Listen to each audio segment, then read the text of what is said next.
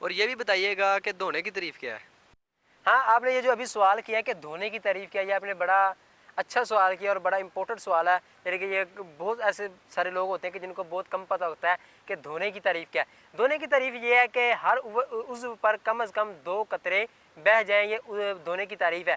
यानी कि बाज़ दफ़ा होता है कि सर्दियों में ख़ुसूसन ये इस तरह का अमल पाया जाता है कि बंदा तेल की तरह पानी को चौपड़ लेता है, या इसी तरह बंदा एक कतरा या बिल्कुल ना ऐसे हाथ मारता तो समझता है कि मेरा ये जो उज़्व है ये पूरा हो गया, अब मैंने ये धो लिया है। तो भाई ये धोने की तारीफ में शामिल नहीं है। जब तक हर उज़्व पर कम से कम 2 कतरे नहीं बह जाएंगे तो आपका वो फ़र्ज़ अदा नहीं होगा, और जब फ़र्ज़ अदा नहीं होगा तो हमारी नमाज भी नहीं होगी। अच्छा, इसी तरह बाज़ दफ़ा होता है कि यानी कि बंदा एक आधा चले कतरा हो जाता है कि चले यार इतना को, यानी कि बंदा गुमान कर लेता है यार कतरा बह ही गया है।